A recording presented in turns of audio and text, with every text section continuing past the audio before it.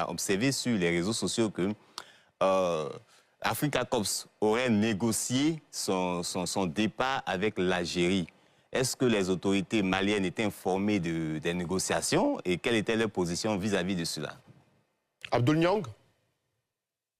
Bon, je commence par la deuxième question. Il paraît que les Russes ont abandonné le Mali. Il ne faut pas oublier que dans le Sahel, la guerre se mène dans un champ immatériel. Ça, c'est celui de l'information. Et qui a intérêt à discréditer le partenariat avec la Russie. Il faut bien voir ces acteurs et voir leur position par rapport au terrorisme au Sahel pour comprendre ce qui se passe réellement. Je ne commente pas ces rumeurs parce que nous parlons d'un sujet assez sérieux qu'est le terrorisme international. En plus de ça, la première question... Non, Abdoul Niang, vous ne pouvez pas passer par devers ce sujet. C'est un sujet de grande importance. Je veux dire, Africa Corps, c'est le partenaire le plus stratégique aujourd'hui de l'État malien, du gouvernement actuel de la République du Mali, dans la lutte contre le terrorisme. Donc vous ne pouvez pas passer sous silence ce sujet. Est-ce que le gouvernement, selon vos informations de journalistes proches du régime en place, est-ce que le gouvernement a été associé aux négociations du départ d'Africa Corps? Est-ce que vous avez la preuve qu'il y a eu une négociation? Donc, ce n'était pas prudent pour l'expert de venir sur le plateau. Très bien. Alors on va reformuler. Excusez-moi. Ce n'était pas prudent pour un expert de venir sur le plateau raconter cela sans consulter la page officielle de Africa Corps qui a publié les vidéos de ses interventions en direct. On va reformuler. Vous avez vu combien de terroristes ils ont abattus et combien de véhicules ils ont détruits, dont des véhicules blindés. Abdoul Niang, on va reformuler. On va reformuler. Permettez qu'on reformule. C'est important de ne pas passer sur le sujet. Est-ce que Africa Corps aujourd'hui est vraiment parti du Mali? Est-ce qu'ils ont quitté Kidal? Il faut demander la preuve à ceux qui tiennent ces discours.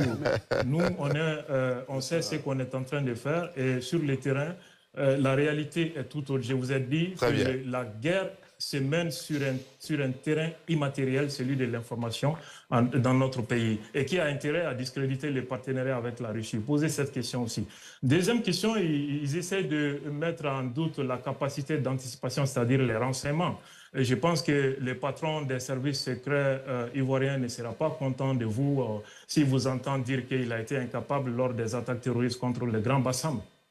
C'est ignorer complètement la nature de ces phénomènes asymétriques et la nature de l'ennemi qui est adaptatif également. Est-ce que vous pensez que le 11 septembre est l'indicateur de l'incapacité des Américains à protéger leurs citoyens? Est-ce que vous pensez que la France a été incapable de sécuriser ses citoyens parce qu'il y a eu des attaques terroristes simultanées le 13 novembre 2015, y compris à quelques mètres du président de la République qui était dans un stade de football. Je crois que c'est des affirmations... Vous avez posé beaucoup de questions. À notre décharge, Abdoul Niang, on dira peut-être qu'aucun de ceux-là n'ont fait un coup d'État et n'ont dit qu'ils viendraient pour mettre fin à une situation qui n'avait que trop duré pour enlever les populations dans la souffrance. Donc quand 5 ans après, une telle situation arrive et qu'on arrive à avoir des terroristes dans la ville Gardisson, au cœur même du régime, il y a à se poser des questions. Donc reconnaissez que la question a bien un sens. Nous sommes en train de parler de deux choses différentes. Et en tant qu'un expert de défense sur le plateau, il ne fallait pas faire cette confusion parce que vous confondez la perfection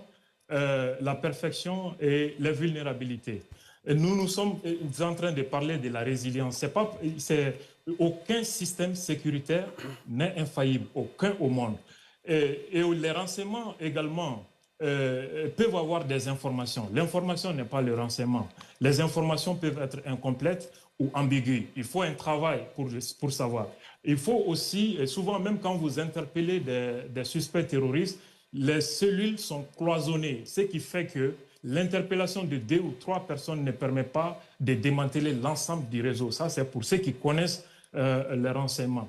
En plus de ça également, vous parlez de Kati, de Bamako. Et pourquoi vous ne parlez pas de New York? Ça, c'est le cœur même de la première puissance mondiale qui a été frappée avec plus de 3000 victimes. Vous pouvez parler de cela. Mais pourquoi celui du Mali serait toute la résultante d'un échec, d'une approche sécuritaire? Très bien, merci beaucoup, Abdoul Niang. Qui a intérêt à construire ces narratifs? Merci, on va permettre à Oumar Gaël Lakpa de...